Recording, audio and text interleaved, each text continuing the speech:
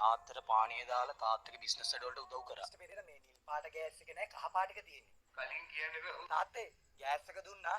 තාත්තේ මං අර CBR බයික් එක ගන්න යන්නද? මට තාත්තකින් කුණු බැනුම් අහලා බයිසිකලයක් ගන්නවා. මෙතන බයිසිකල් හරි නෑ බං. හැබැයි බයිසිකලයක් දැක්ක හරියට නිකන් පවණි මගේ දිහා බලනවා. මම බයිසිකලෙත් අරගෙන බං කඟ වේන වගේ වැඩ දාලා. තමයි පුරායකෝ. අනේ අයියා මං හිතුවේ නෑ කියලා. අලුත් බයික් එක පවණිට පෙන්නන්න ඕනේ හින්දා හෝල්ට් එකට ආවා. හයි පවනි. ඔයා හෝල්ට් එකට එනවද? පවණිගෙන් බැනුම් අහලා බයික් ළඟට ආවා. අඩෝ බයික් නෑනේ. අඩෝ මම බයික් එක හැමදැනම හෙව්වා බං. තාත්තේ බයික් නෑ තාත්තේ.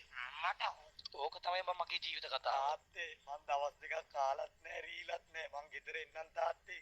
මට ඇයි බං මටම මෙහෙම වෙන්නේ? දෙකයි බං හැමදැනම හෙව්වා බං.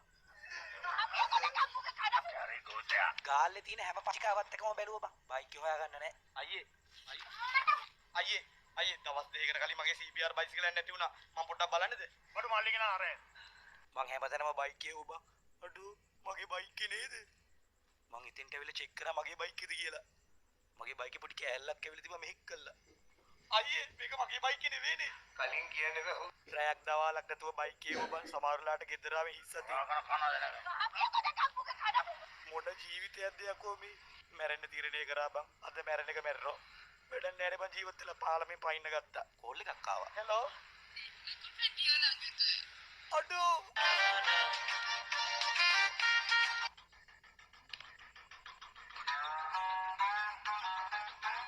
චීට මරලා මචං එළියට පැන්න. යන්න බයිසිකලයක් තිබුණේ. අඩෝ තාත්තගේ බයික් එකනේ. මං ෂැනිකාගේ මචං ගාල්ට. මං ඇවිල්ලා බැලුවා බං කෑල්ල ඉන්නවද කියලා. අම්මගෙන් කෝල් එකක් ආවා. අම්මේ මං ටවුන් එකට ආවා මේ. දීපිකා පත්තුකෝන් වගේ කෙල්ලෙක් මගේ දිහා බැලුවා බං.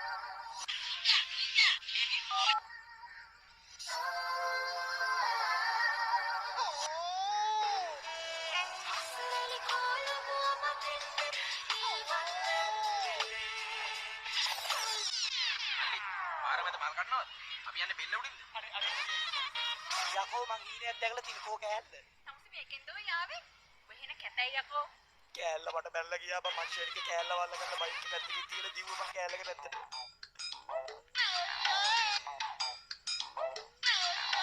අඩෝ ඇයි බං වඩ මේ වෙන්නේ කෑල්ලත් නෑ බයිසිකලෙත් නැතුණා. අම්මට උඩ හොඳම එකක්. පාරක් ගාන හිඟා කාපු එකකින් දැකලා තියෙද බං. හෙලෝ අම්මේ. කන්න නෑ පොඩ නෑ තුවාල දාලා මල පෙරේතෙක් වගේ හිටියේ. හෙලෝ අම්මේ. දැනට සතියකට කලින් ගාල්ල කියන්නේ ඉතින් පට්ට ලස්සන නගරයක්. ඉතින් බං ගාල්ලේ බයිසිකල් හොරකම් කියන්නේ ඉතින් සුපුරුදු දෙයක්. මිනිස්සු පව් බං. අපේ තාත්තගේ බයිසිකලෙත් නැති වුණේ ඔය වගේ තමයි බං. අන දාගෙන බයිසිකලේ එව්වා බං. ගාල්ලේ අස්සක් මුල්ලක් නෑරම බයික් එව්වා. බයික් එක වාගන්න නෑ. ඔය අතරතේ මගේ ජීවිතේ වෙනස් වුණේ. එදා කෙනෙක් මගේ ඇඟේ හැප්පුණා. ඒ තමයි පාතාලේ වසන්ත. වසන්ත කියන්නේ මචං මුළු ගාල්ලම රන් කරගෙන කොල්ලොන්ගේ වැඩ අරගෙන මුළු ගාල්ලම හොල්ලන් හිටපු එකෙක්. හැබැයි මේක වසන්තගේ කතාව නෙවෙයි බං. මේක මගේ කතාව. නන්නත්තර වෙලා හිටියක කරගන්න දෙයක් නැතුව මගේ යාළුවෝ දෙන්නෙක් එදා මාව දැක්ක දෙයියෝ දැක්ක වගේ යකෝ. මම එදා යාළුවට මගේ විස්තරේ කිව්වා. අඩෝ තාත්තගේ බයිසිකලේ මන් නැති උනේ. මාලා හාස්‍ය හොත්. අඩෝ කෑල්ලක් දාලා ගියා බං. මාලා හාස්‍ය හොත්. එදා පොර මට කිව්වා බයිසිකල් ගැන දන්න අට්ට බුවෙක් ඉන්නේ කියලා දාලා. බ්‍රැන්ඩෝ අයියා. බ්‍රැන්ඩෝ පාතාලේ ලෝකේ රජ්ජුරුවෝ මුළු ගාල්ලම හොල්ලන් හිටියේ බං. වසන්තකින් වැඩ ගත්තේ මේ බ්‍රැන්ඩෝ තමයි. හැබැයි මේ බ්‍රැන්ඩෝ මිනිහක් මරන්න දෙපාරක් හිතන්නේ නෑ බං. ඉතින් බ්‍රැන්ඩෝත් එක්ක අපි බලමු මොකද කතා වුනේ කියලා. අපි කෙලිම ගියේ බ්‍රැන්ඩෝ හම්බ වෙන්න. පොරින ප්ලේස් එකට ආව බං. නිකන් චූබරක් වගේ ආව බං වෙවුලන්න වගේ. බ්‍රැන්ඩෝ අයියේ.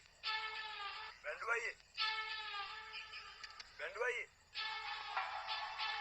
බ්‍රැන්ඩෝ කවදාකවත් සාමාන්‍ය මිනිස්සුන්ට කතා කරන්නේ නැහැ. බයික් නැති වෙලා මම හිතුවා දැන් අපේ බයිසිකල් ඉස්සුවා කියලා. ඒ උනාට මට බ්‍රැන්ඩෝ ෂුවර් නෑ බං. ඔය දුවලා අපේ උන් බයික් නැහැ කියලා. දැනගන්නේ පාරයක්. පැය 4ක් යන කලින් මේ බයික් එක උඹට හම්බ වෙයි. එදා වෙලා තිබ්බේ වෙනම කතාවක්. බ්‍රැන්ඩ්ට වසන්ත තෑග්ගක් දීලා තිබ්බා. ඒ මගේ බයිසිකලේ බං මම දන්නේ නැහැ ඒ ගැන. එදා බ්‍රැන්ඩ් අපි වෙතින් යවුවා. බ්‍රැන්ඩ්ත් එක්ක අපිට හැප්පෙන්න තියා හැරෙන්නවත් බෑ බං. ඉතින් අපි බලමු ඉස්සරහට බ්‍රැන්ඩ් සහ චාලට් මල්ලි කොහොමද හැප්පෙන්නේ කියලා. මාලා හත්ති හුත් මචං පටන් ගන්නෙ.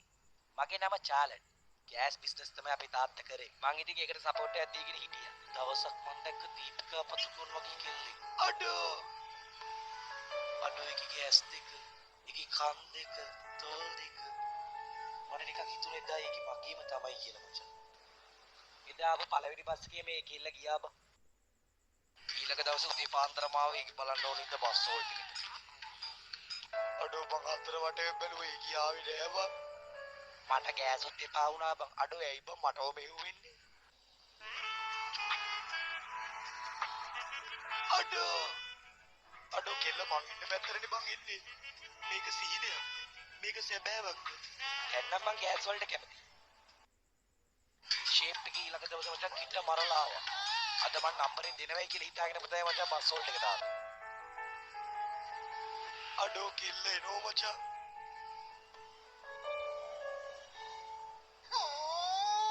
මං කෙල්ලට නම්බරේ දුන්නා. අඩෝ කෙල්ල නම්බරේ ගත්ත බං. මට හැපියකෝ. අඩෝ ගෑස් එක. එදා තමයි මං තාත්තගේ කුටි කාව පළවෙනි දවසේ. ඔයාගෙන කනද නැගන්නේ? හරි ගෝතයා. තාත්තේ මං අර CBR බයික් එක ගන්න යන්නද? මට වෙහෙන කැතයි යකෝ හෙලෝ අම්මේ. හැබැයි මේ කතාව පටන් ගන්න මෙතනින්.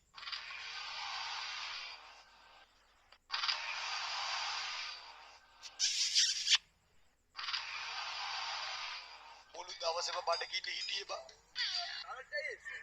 සීනි කුරුල්ල කාලා බං බඩගින්න නිවාගත්තේ. ජීවත් වෙන්න ඕනේ හින්දා කෑව බතා. සමහර දවසට රුපියල් 20යි හම්බුනේ. මාලා හත්ති හුත් ලැට්ටේ දුවා මේ හැමදේම කරේ බඩගින්න නිසා බං. වගේ වජා පාරේ ඇවිදවිද හිටියේ. එදා අපේ ගොල්ලෝ කිකි ඇගේ හෙප්පුණා. ඒ කවුරුද බං පාතාලේ වසන්ත. වසන්ත ආපහු ගාල්ල ටවුන් එකට බෑලා තිබ්බ බං. වසන්ත බයිසිකල් ඉස්සර වැඩේ නෑ නතර කළා තිබ්බේ නෑ. වසන්ත කරේ කොල්ලෝ ගෙන්නලා උපචා කළා. ඕමාරි බයිසිකල් උස්සපු එක.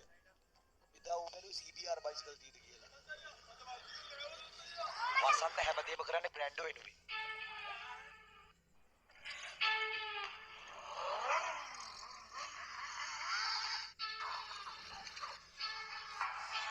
බ්‍රැන්ඩෝ පාතාල ලෝකේ රජ්ජුරු ගාල්ලේ කොනේ ඉඳන් මේ කොටේට කරන් කරේ බ්‍රැන්ඩෝ තමයි. බ්‍රැන්ඩෝ කෙනෙක් මරන්න දෙපාරක් හිතන්නේ නෑ බං. බ්‍රැන්ඩෝත් එක කාටවත් හැම්පෙන්න බෑ බං. බ්‍රැන්ඩෝ ගහන්න තියෙන හැම පැත්තකින්ම ගේම ගැව්වා බං. එළවලු මාකට් එක පළතුරු මාකට් එක. පාලයන්ඩෝ යන්නේ. අද බ්‍රැන්ඩෝ කවදාකවත් නැතුව ටවුන් එකට බැස්සා. ඌට ගේම දෙන්න හිටපු කෙක්ට ඌ කලින්ම ගේම දුන්නා. හැබැයි මචං මුලින්ම ගේමට බහින්න වසන්ත. වසන්තත් කියන්නේ එසේ මෙසේ පොරක් නෙවෙයි බං. හැබැයි වසන්තට බැරි ගේම් ගහන්න කිලිම බ්‍රැන්ඩ්ම තමයි බං. එදා උන් දෙන්න ඌව මැරුවා. අපේ ගොල්ලෙක් එදා පාරේ ඇවිදින ගමන් බයිසිකලයක් තියෙන දැක්කා. අඩෝ මං එතන දුවලා ඇවිල්ලා බැලුවා මගේ බයික් එකද කියලා. මගේ බයික් මෙහෙක් කළා කෑල්ලක් තියෙනවා. අඩෝ මගේ බයික් එක තමයි. මාලා හත්ති හුත් ඒ සද්දෙට අපි දිව්ව බං. ඒ වෙන කවුරුත් නේ වසන්ත ගෑ ගැව්වේ. බ්‍රැන්ඩෝ වසන්තට මේ වෙන එකෙක්ව. අපි බයටම දිව්ව බං. ඌ ආව අපිව මරන්න. බ්‍රැන්ඩෝට හිතා ගන්න බැරි වුණා මොකද්ද උනේ කියලා. හෙලෝ අම්මේ. වෙනම දෙයක් සිද්ධ වුණා බං.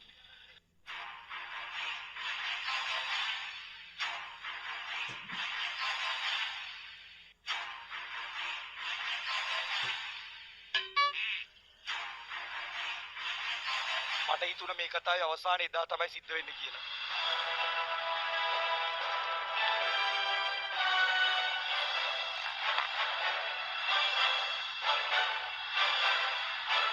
අනවත් කැවුච්ච මුංගේ මමලා